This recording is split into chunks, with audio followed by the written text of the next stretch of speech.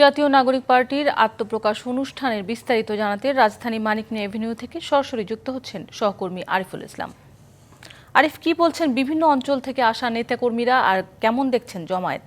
শান্তা, গণঅভ্যুত্থানে নেতৃত্ব দেওয়া তরুণদের নিয়ে যে রাজনৈতিক দল গঠন করা হয়েছে জাতীয় নাগরিক পার্টি, সেটার আজকে কিন্তু আত্মপ্রকাশ হতে যাচ্ছে বেলা ৩টায় এই মানিক মিয়া এভিনিউতে।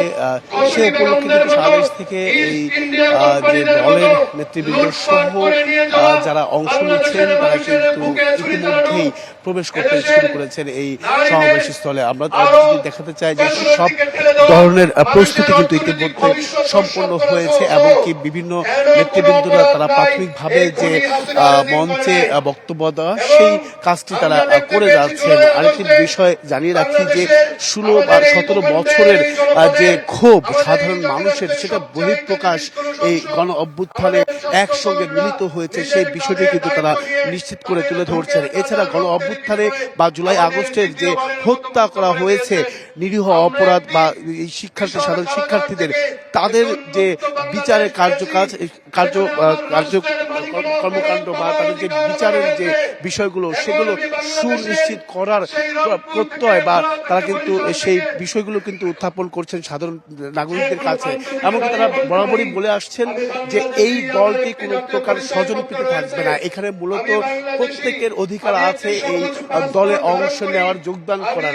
তো সেক্ষেত্রে বলা যেতে পারে যে এই যে দলটি গঠন করা হচ্ছে সেটা বিগত আমলে যারা ক্ষমতায় এসেছেন সেই ক্ষমতার তাণ্ডবে যারা ফেসিস্ট হয়েছেন কিংবা যারা দুর্নীতি করেছেন সেই দুর্নীতি মুক্ত এবং কি মাদক মুক্ত, সন্ত্রাস মুক্ত বা বৈষম্যহীন দেশ গড়ার প্রত্যয় কিন্তু তারা একে একে তারা এই কাজটি করে যাবেন বলেও কিন্তু তারা প্রতিশ্রুতি দিচ্ছেন সাধারণ নাগরিকদের কাছে, যাতে করে আগামী নির্বাচনে তারা সরকার গঠন করতে পারে, সরকার গঠন করে তারা দেশকে একটি বৈষম্যহীন দেশ গড়বেন এই প্রত্যাশায় কিন্তু বা এই প্রতিশ্রুতি কিন্তু তারা দিচ্ছেন।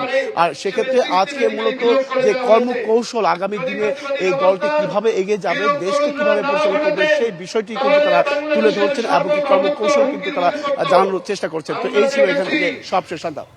আরিফ, আপনাকে ধন্যবাদ।